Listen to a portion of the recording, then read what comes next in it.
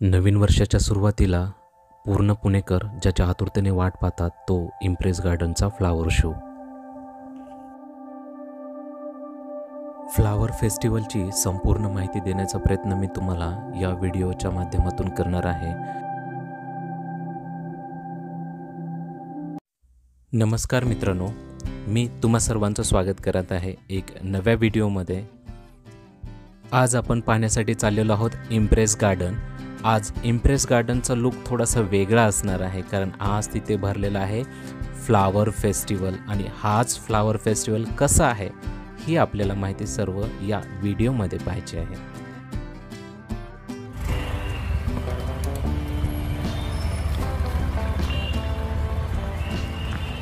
आतमध्ये आल्यानंतर आपल्याला भलं मोठं पार्किंग पाहायला मिळतं.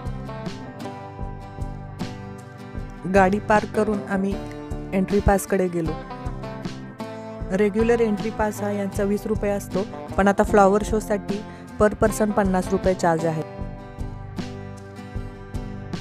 अच्छा, आधी चार्जेस नव्हते ना? होते का? 20 होते, आता फ्लावर शो आहे त्याच्यामुळे 50. तिकीट काढून आम्ही फायनली एंट्री केली.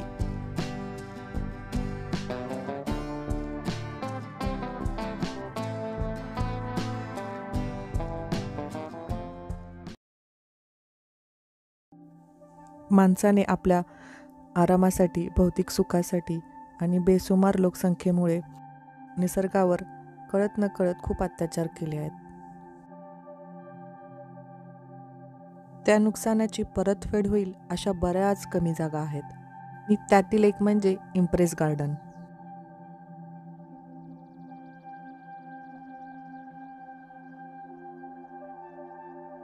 दाट जंगलांची ही जागा इंग्रजांनी 1838 मध्ये पेशव्यांकडून विकत घेतली. हे जंगलच म्हणजे आजचं इम्प्रेस गार्डन.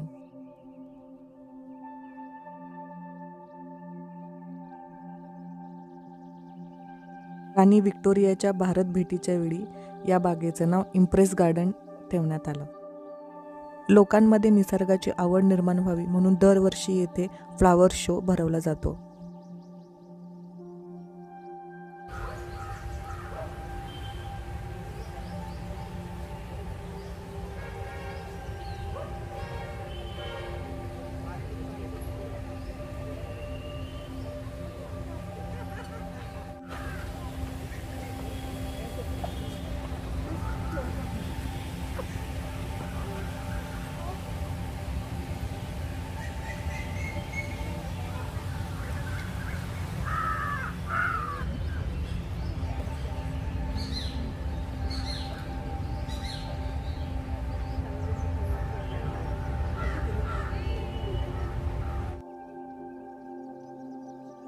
इथे प्रत्येक झाडाला QR कोड दिलेला आहे, आणि तो आपण स्कॅन केला तर त्या झाडाची आपल्याला पूर्ण माहिती मिळते.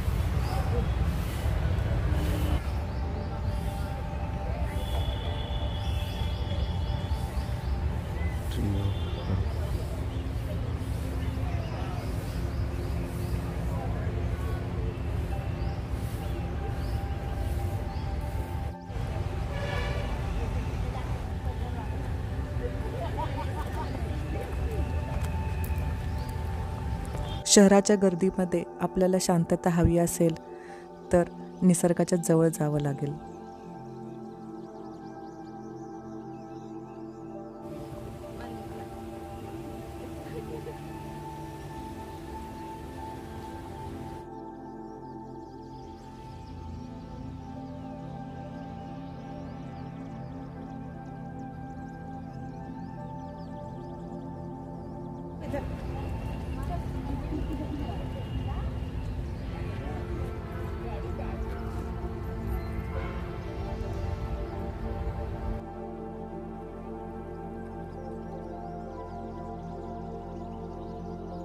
या ठिकाणी आम्हाला असे काही कलाकार भेटले ज्यांनी निसर्गाला हुबेहूब आपल्या कॅनव्हासवरती रेखाटलं होतं.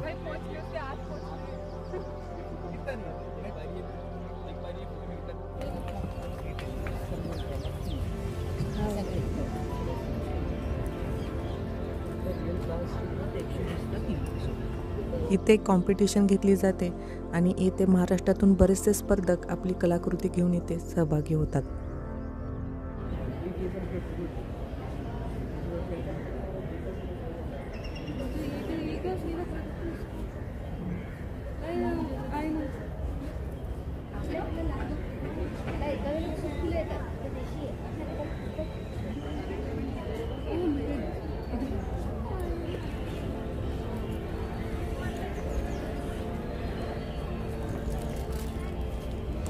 या ठिकाणी काही स्टॉल लागतात. त्या स्टॉलवरती आपल्याला आकर्षक कुंड्या, झाडं, बिया आणि त्यासाठी लागणारं साहित्य आपल्याला इथं अवेलेबल होतं.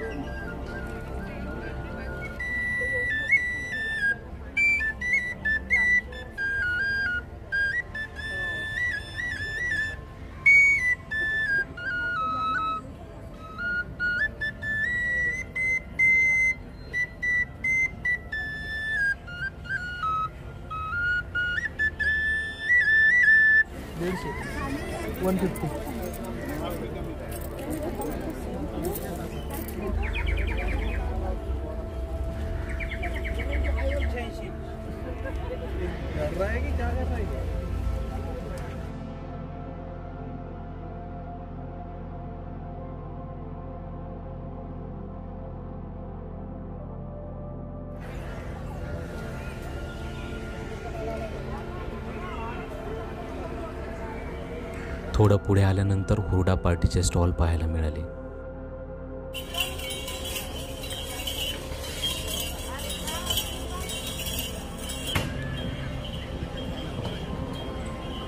या गार्डनपेक्षा जुने इथले वृक्ष आहेत. काही 200 ते 300 वर्ष पुराणे वृक्ष आपल्याला या ठिकाणी पाहायला मिळतात.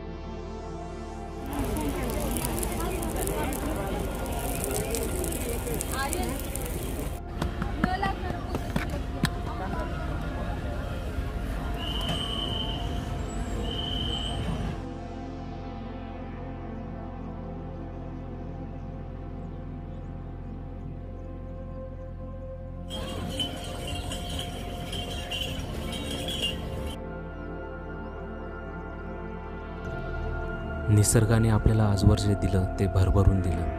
त्या बदल्यात आपण निसर्गाला काय दिलं? कचरा, प्रदूषण, वृक्षतोड. शहराच्या विकासाच्या नावाखाली जंगलं बकास होताना पाहायला मिळेल. शहरांचा विकास जेवढा महत्त्वाचा आहे तेवढाच तो निसर्गाला पूरक असावा. झाडांना तोडायचं नसतं, जपायचं असतं. आज जर आपण त्यांना जपलं तर ते आपल्या कित्येक पिढ्यांना पुढे जपतील. लक्षात ठेवा, निसर्ग परतफेड करायला कधीच विसरत नाही.